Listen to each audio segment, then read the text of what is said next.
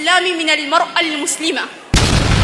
أحكام تخص بتزيين المرأة في جسدها، أحكام باللبس والحجاب، أحكام الحيض والنفاس والاستحاضة، أحكام المرأة. الله أكبر. وحرص الله الزوج على 4 كحد أعلى بشرط. بسم الله الرحمن الرحيم. الحمد لله الذي علم بالقلم، علم الإنسان ما لم يعلم. نحمده حمد الشاكرين ونستغفره استغفار المذنبين التائبين، وصلى الله وسلم على المبعوث رحمة للعالمين وعلى آله وصحبه ومن اتبعه بإحسان إلى يوم الدين. هنا في هذا المكان بعيداً عن ضجيج الفتن ودروب الشر والمحن تنزاح أثقال الهموم وتغرو أنفاس القموم. فأهلاً وسهلاً بسادة الحضور وضيوفنا الكرام وعلمائنا الأعزاء، نحييكم بتحية الإسلام، وتحية الإسلام هي السلام. فالسلام عليكم ورحمة الله وبركاته.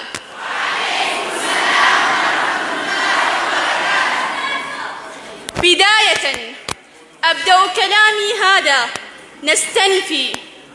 نستأنف ونشكر شيخنا الفاضل ناصر ابن آدم، لك منا جزير الشكر ومن الله الثواب والأجر. لا زلنا بكم نحتفي وإلى العلا بكم نلتقط طالبات، بل بإذن الله داعيات باب الريان. قال الله تعالى: ومن أحسن قولاً ممن دعا إلى الله وعمل صالحاً وقال إنني من المسلمين. فبفضل من الله يكون لكل شيء التمام والعرفان، وبدونه كل شيء فيه نقصان. فالحمد لله الذي وفقنا على تعلم كتاب أحكام تختص بنساء المؤمنات، مترجم باللغة الأرامية على يد معالي الشيخ ناصر ابن آدم، ونلخص ما تعلمناه في مواضيع بسيطة. ولكن في هذا الكتاب رفع عنا الجهل في أمور عديدة تخص المرأة المسلمة، وهناك 9 فصول. الفصل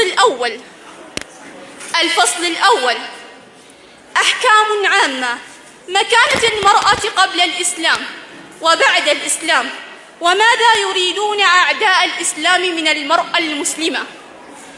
أحكام تخص بتزيين المرأة في جسدها، أحكام باللبس والحجاب، أحكام الحيض والنفاس والاستحاضة، أحكام المرأة في صلاتها، أحكام تختص في باب الجنازة، وأحكام تخص في باب الصيام، أحكام تخص المرأة في الحج والعمرة، وأيضاً 9 وأخيراً أحكام الزوجية وبإنهائها.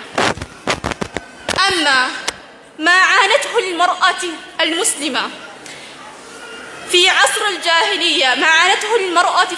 الجاهلية، كانت في فترة عصيبة جداً، كانوا يكرهون ولادتها، فمنهم من قام بدفنها وهي حية، ومنهم من يتركها في حياتها بالذل والمهانة، لقوله تعالى: إذا بشر أحدهم بالأنثى ظل وجهه مسوداً وهو كظيم.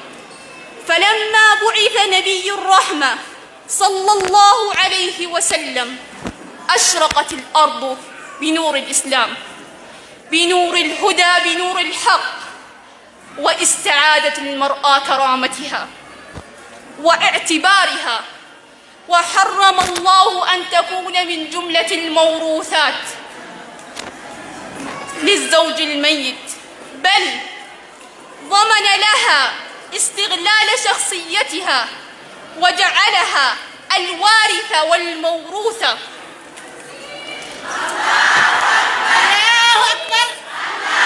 وحرص الله الزوج على 4 كحد أعلى بشرط القيام بالعدل المستطاع بين الزوجات بين الزوجات ومعاشرتها بالمعروف، وتكون الامرأة الآمرة والناهية في بيت زوجها وأميرة على أولادها. وقال النبي صلى الله عليه وسلم: المرأة راعية في بيت زوجها ومسؤولة عن رعيتها. فالحمد لله والحمد لله على التمام، والحمد لله على الختام. فبالتعليم همسنا وبالخير إن غمسنا.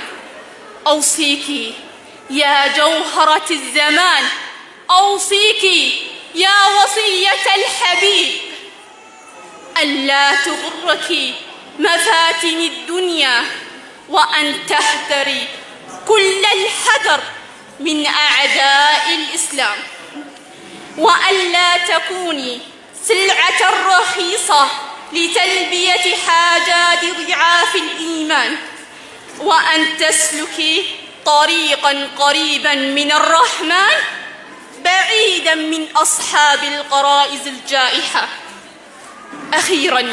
أخيرا وليس آخرا، شكرا لكل من ملأ قلوبنا بحضوره، شكرا لكل من هدى وشكر، شكرا لكل من أعطى وصبر، شكرا لله دائما وأبدا، شكرا